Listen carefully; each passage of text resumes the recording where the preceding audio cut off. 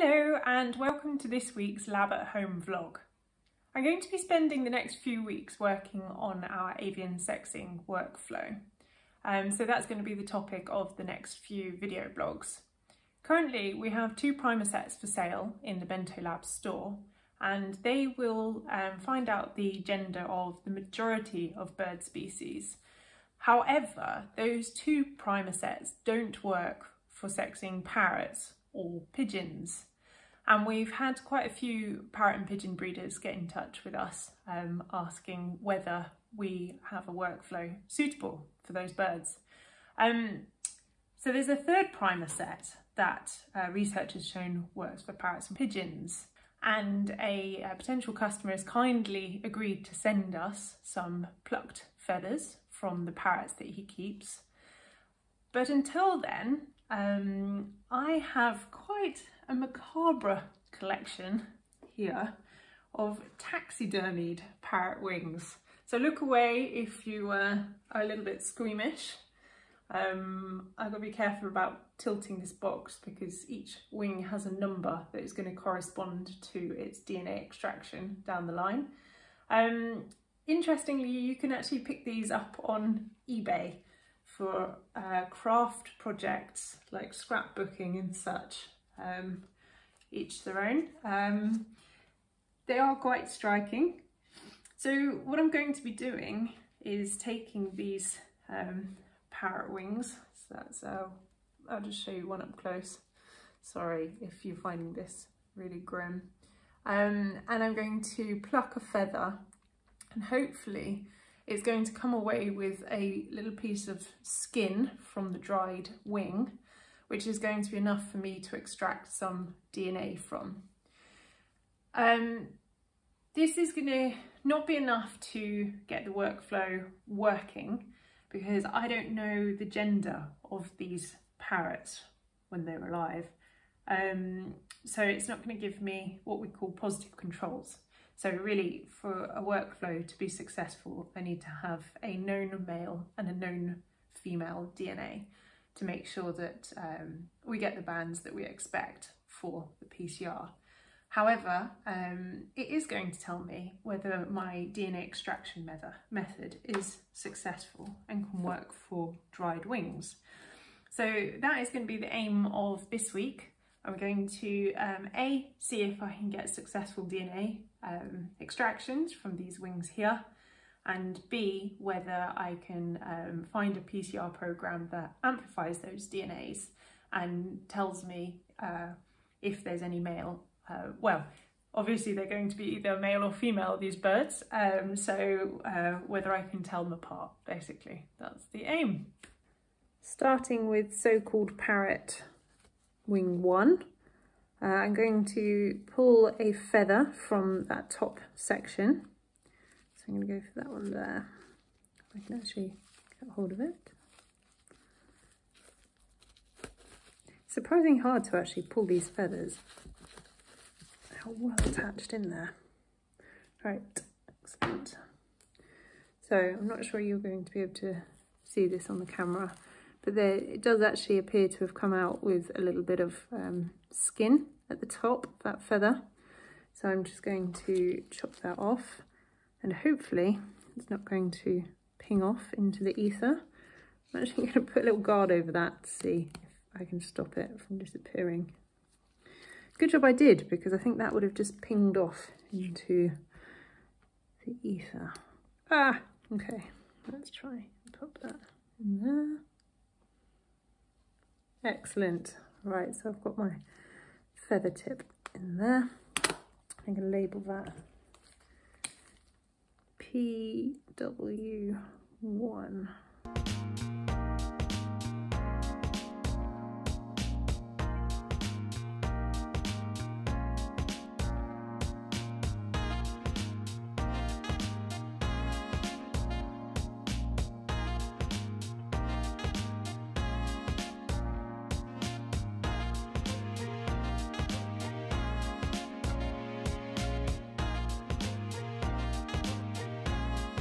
Now I have the feather tips from feathers plucked from the 8 different dried parrot wings. The next step is to use our hotshot DNA extraction kit, this one here. So then I'm going to next add 75 microliters of the alkaline lysis buffer to each of those samples. I'm going to heat it at 95 degrees for 20 minutes, and then I'm going to neutralise that alkali with the neutralising buffer. So the idea is to open up the cells and release the DNA. In this case, hopefully skin cells that are attached to the feather, and release the DNA from those. I've made up the PCR master mix and added the DNAs that I extracted from the dried parrot wings this morning. The primers that go into this reaction, there's actually 3 of them called P0, P2 and P8. And I've used a hot start fire pole, which just means that the Taq polymerase is inactivated until you add a 15-minute heating step at the beginning of the PCR program. The reason I've used that is because we've had the heating on in our kitchen today and it's quite warm, and using a heat-activated polymerase basically gives you more accurate results than a normal polymerase. And the hot fire pole also contains BSA in case there's any PCR inhibitors in these extractions. So you may also notice a couple of extra that have snuck in here. KC is for kit control. So at the same time as I was adding the alkaline buffer and the neutralising buffer to these samples, I did the same to an empty tube without a feather tip in, put it into the heating step, treated it exactly the same as these samples, but it's to make sure there's no contaminants in the hotshot extraction kit.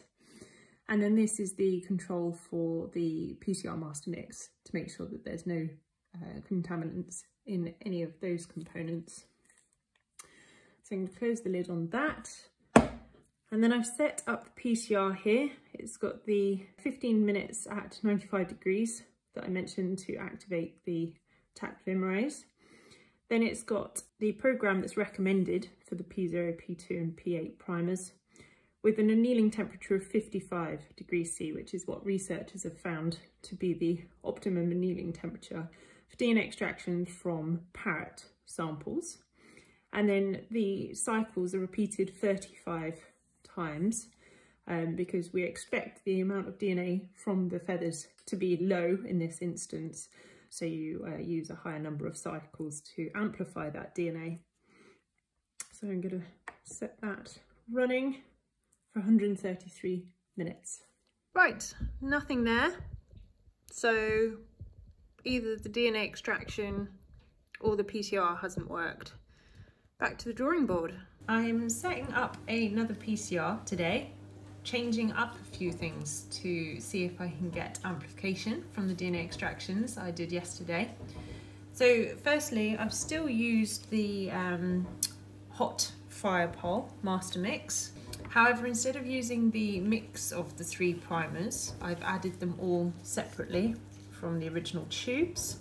I'm also now using a touchdown PCR program, which means that it cycles through a range of annealing temperatures, starting with 58 degrees down to 48, just in case in yesterday's PCR, by picking 55 degrees as the annealing temperature for all of the cycles, that didn't allow the primers to anneal to the template DNA. And I've increased the number of cycles from 35 to 40 because we are expecting the amount of DNA extracted from those dried parrot wings to be low. So the 40 cycles gives it more chance to amplify the DNA. So I'm going to set this running and fingers crossed. Right, this is the moment of truth to see if the 40 cycle PCR has worked any better than the 35 cycle and the other modifications that I mentioned. Let's have a look. Hey, and there's a band. Nice. Okay, good. So the DNA amplification from the 3rd parrot wing has been successful. So to be able to just have a look whether we can tell if that's a male or a female parrot. I need to leave that to run for another hour and see if we can see 1 or 2 bands. So on the left I have an example gel which shows what bands you'd expect using the P0, P2 and P8 primers. M1 is a male sample and you can see a single band around 400 base pairs. F2 is a female sample and there are actually 3 bands, but because of the closeness of 2 of those it would likely show up as 2 single bands on the gel, and they're about 100 base pairs apart. So my gel is a lot fainter on the right, however you can make out a single band around 400 base pairs. So I would say quite conclusively that the parrot that the wing belonged to, wing number 3, was male. Right, so to recap where we're up to so far, I've done the DNA extractions from 8 feathers plucked from dried parrot wings using our hotshot DNA extraction kit. Then the PCR with the 35 cycles and the mixed primer didn't give us any bands, whereas the PCR with 40 cycles, the separate primers and the touchdown cycles did give us 1 band. So 1 band's better than 0, isn't it? I'm going to take that. Next, I'm going to try a different extraction method. This involves a different type of lysis buffer that's mixed with the enzyme proteinase K and a chemical called DTT that is used to remove inhibitors from the feathers. So what I've done is, I've not shown you it again, but I've just prepared some more feather tips from those dried parrot wings. And now I'm going to take you through briefly this next extraction method, which has actually been formulated specially for extracting DNA from feathers, because they are just that little bit trickier than other tissue types. So the first step is to take this lysis buffer. The tube actually has a magnet stirrer in, so if I were in a lab I'd put this on a stir plate, and what would happen is the magnet would spin round and it would just keep that lysis buffer mixing, because it's got a resin in it that needs to be mixed in really well so that you make sure that you're pipetting it up. Working with what I've got, or more accurately what I don't have a magnetic stirrer, so I'm going to give this a really good vortex myself, well, like mix, and then quickly pipette it into my 2 waiting tubes here. So let's do that now. So I want to take 1 ml of this lysis buffer and put it into each of my microcentrifuge tubes.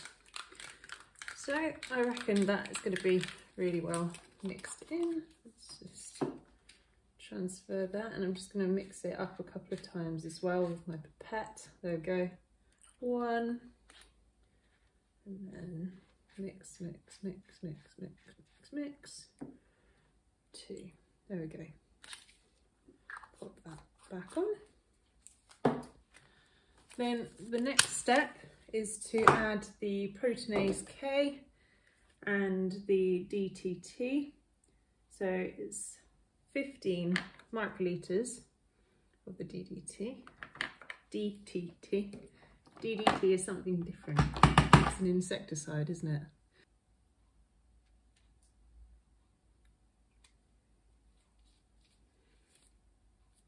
Microliters in there.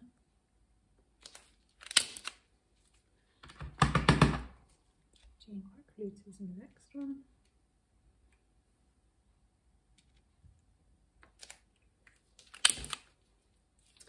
And then I need 8 microliters of proteinase K in each of those as well. It's hard to see here on the camera, but that started off as clear solution and it's actually gone cloudy, so something's happening. As before, I've got the 8 samples with the feather tips at the bottom, and I've also got a kit control, which is an empty tube, so that I can make sure that there's no contamination in any of the components of this kit that I'm using. Right, so I've opened the lids on all my samples. Then I'm going to mix,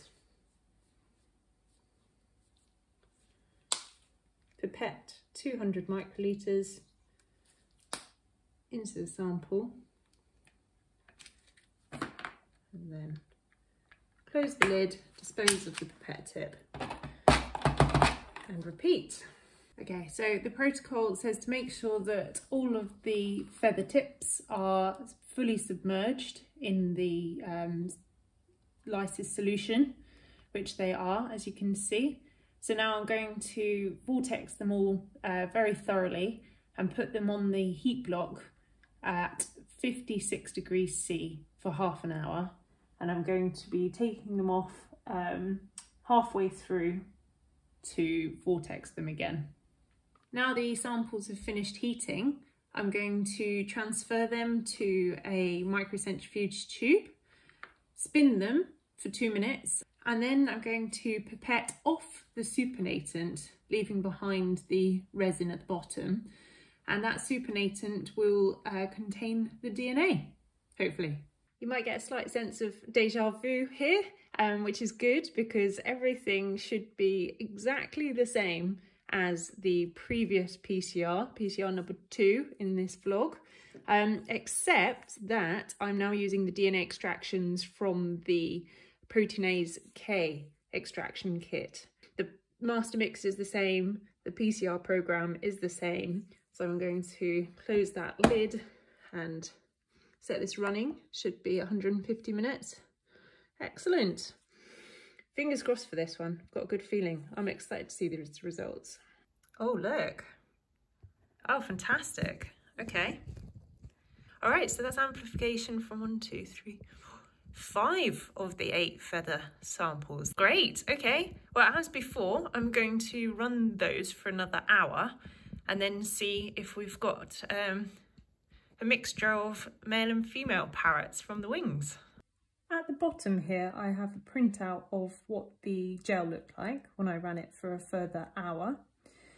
You can see that the bands are different sizes, whereas with the previous gel, I showed you an example of what this PCR would look like for a male and a female sample.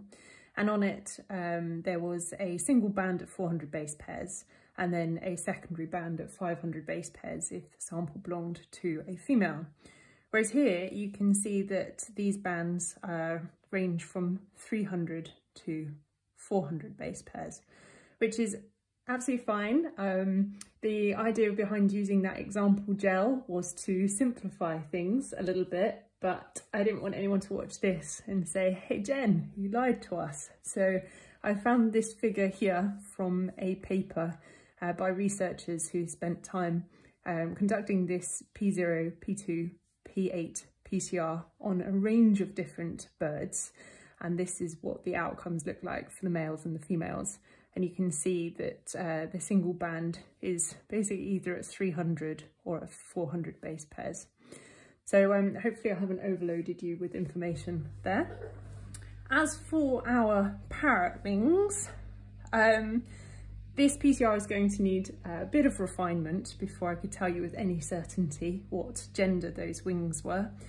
So for example here, there's a little bit of disruption to the gel, which has caused this squiggly band here. And just from previous experience, I know that the DNA is too concentrated in these bands. So this smear here, I would actually make the prediction that that's a female, and that the high DNA concentration is actually causing the 2 bands that are 100 base pairs apart to blur into one. So it's little modifications like that that we then do to get the workflow working perfectly. As I mentioned before, I need positive controls, so I need DNA extractions that have worked successfully from a known female and a known male parrot, and they would be in positions 1 and 2 here, and then it would make it easier to compare our bands to those to see what they look like. But I hope that you've enjoyed this video and now have a better idea of what's involved in troubleshooting a new PCR program. And overall, I'd say it's been a very successful troubleshooting because I've tried 2 DNA extraction methods from a very tricky tissue type, which is feathers, and then even trickier because it's from taxidermied parrot wings, and we don't know how those parrot wings have been treated and whether that treatment has destroyed the DNA. So to get 6 successful DNA extractions, I'm going to count that as a win. Thank you very much for watching. And as ever, if you have any questions, just add them to the comments on the video and I'll get back to you.